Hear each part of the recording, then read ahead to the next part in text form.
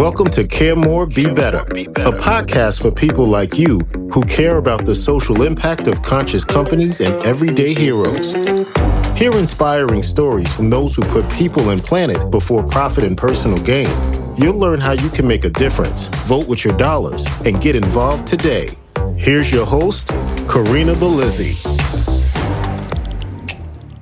Hello, fellow do-gooders and friends. I'm your host, Corinna, an activist and cause marketer who desperately wants to heal our planet.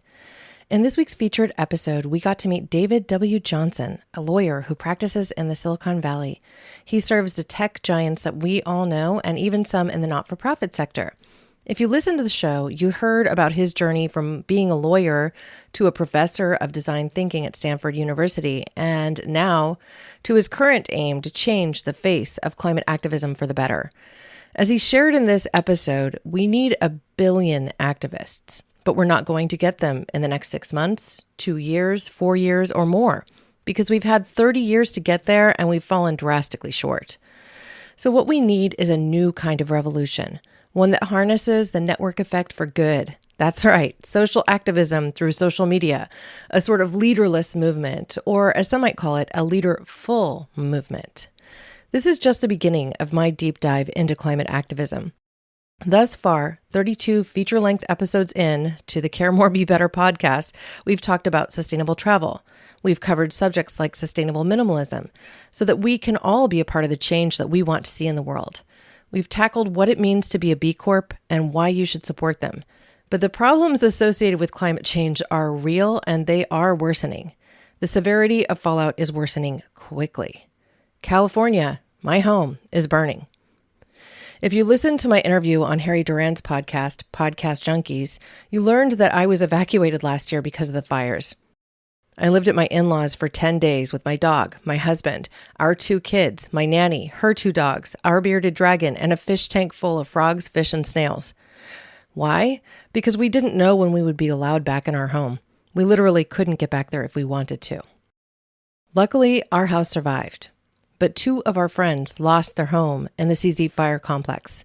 Our neighbor's rental home housed more families that lost their homes to flames. Several more homes are now threatened all over Northern California. California burns. This is just one symptom. We don't talk about earthquakes here anymore in California. We talk about fires because they come on worse every year. It doesn't seem possible until it's happening. The sound of a fire truck or the scent of burning wood is enough to send many of my friends into a PTSD spiral now. It's not good. So what do? We don't have 1 billion activists. Industry continues to burn oil. Even if we individually were to go zero waste and stop driving, the effect we will individually have is akin to a rounding error, or 0.000000003%. It can feel overwhelming. Even in the face of this, there is hope. There is always hope. David Johnson is writing a book, publishing his green print for the world to see. This new take on a blueprint may help us organize in a more effective manner, pushing for small groups of activists to march forward with a singular message around the globe. And I think that's what it will take to push for the change we all so sorely need. And we can and should still vote with our dollars. Think deeply about our consumer choices. Buy used, buy durable, and buy less.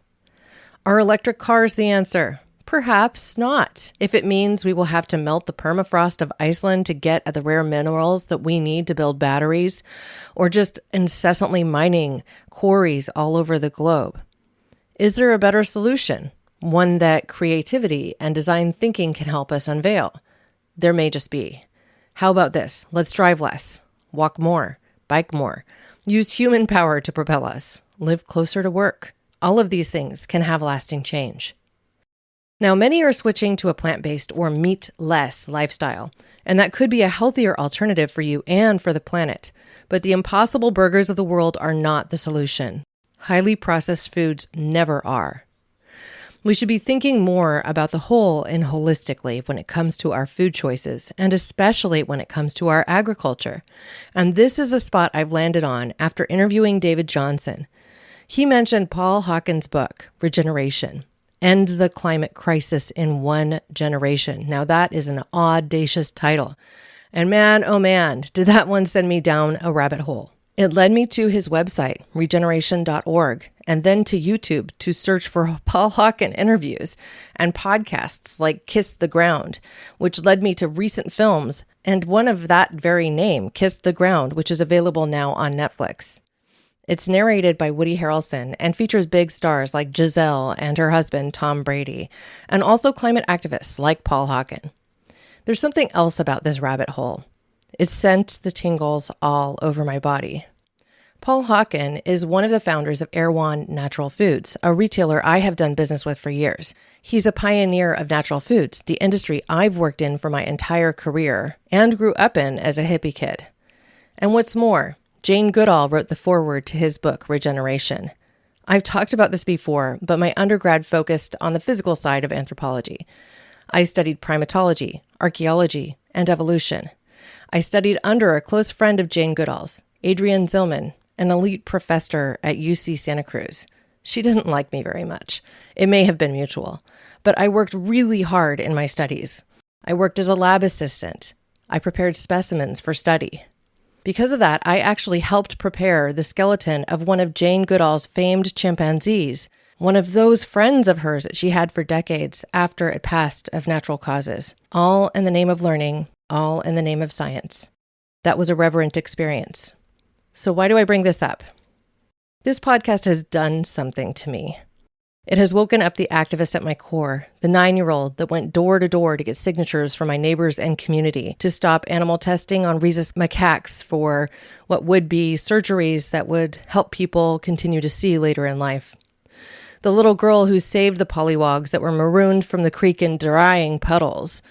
The defender of the weak that adopted only the sickest-looking kittens to nurse them to health.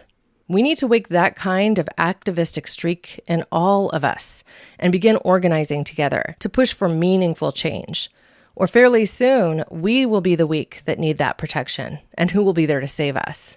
The earth can heal, remarkably quickly too, if we just give it a chance. I don't know if you noticed, but during the early stages of the pandemic, when almost no one was driving much at all, and when air travel plummeted and manufacturing tanked, noise pollution dropped considerably. Animals came into areas they had left. Coyotes trotted along in the streets of my neighborhood. Mountain lions returned to cities, and the air was cleaner. The pollution index dropped considerably, and I could see the clouds. They looked just fluffier, more cottony. The sky was so very blue. Which brings me back to Regeneration and Kiss the Ground. In these works, a solution is proposed that could be the one that brings us back to some sense of normalcy, that helps heal the earth, literally, the ground under our feet. You see, with the invention of the plow, we changed everything. Joseph Campbell talked about the plow at length in his work, Connections. The plow ultimately catalyzed civilization because it meant we could begin producing food at a scale to support a population that didn't have to wander to find its food. Fixed in place, we could focus on other things, solving other problems besides feeding our bellies. We created inventions at an ever more rapid pace to solve problems that we didn't even know we had. But fixed in place with the same earth being plowed over and over never gave the ecosystem a chance to heal between farming seasons. You see, herds migrate, and so did we, until the plow. And today, the food we grow in conventional plots lacks much of the nutrients that it once had, precisely because of this fixed practice. Spinach isn't so useful for its iron anymore. Why? Because we've killed the complexity of our soil with pesticides, herbicides, and fungicides.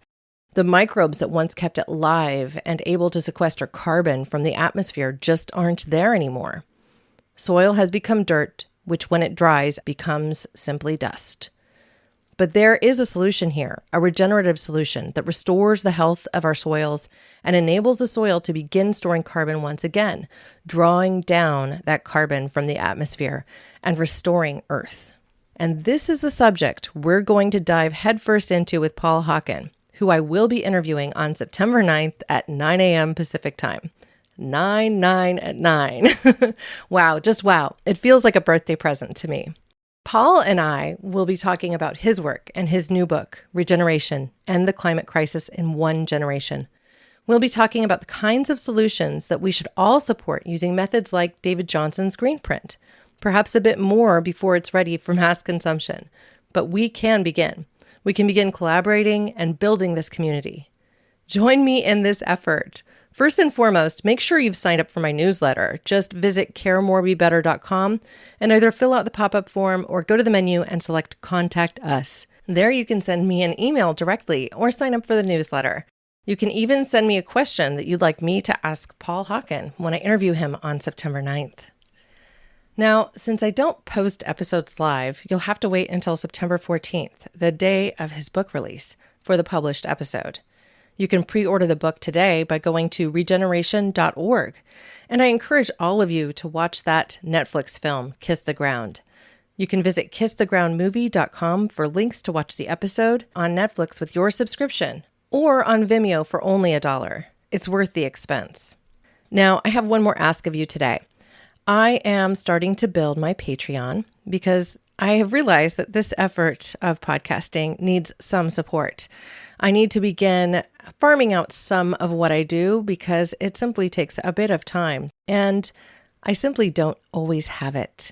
So to keep producing these really high quality podcasts, I need a little support.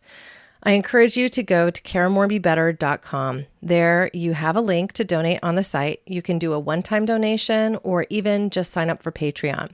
And one of the things I will be doing for my Patreon supporters is actually supporting other not-for-profits. For each donation I receive, a portion of that will end up going to specific causes, and I'll rotate that throughout the year. So by donating to my show and my efforts here, we will be lifting up the world around us. Thank you for considering becoming a donating member. And to provide you with a break from the norm, I want to introduce you to a podcast I enjoy that is completely different. I venture to guess that some of you are Harry Potter fans. I stumbled across a podcast run by a couple of fans that's wonderfully silly and kind of adorable called Puffcast. Here's a trailer. If you love Harry Potter, I think you'll quite like it. Welcome to Puffcast, your bi-weekly Harry Potter podcast, run by Puffs. I'm Melanie. And I'm Juliana. Do you like Harry Potter and Fantastic Beasts? Oh, yes. Oh, good. Are you looking for a fun, stress-free place to just have a good conversation, play some silly games, and hear from some great guests? Yes, please tell me more. Oh boy, well then this podcast is for you. We would like to invite you to join our happy common room. Get comfy, have some pizza, make new friends, and be part of the conversation.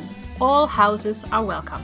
You can find Puffcast every other Wednesday on all platforms where podcasts are found. So we'll see you in the common room. And until then, stay puffy. And badger on.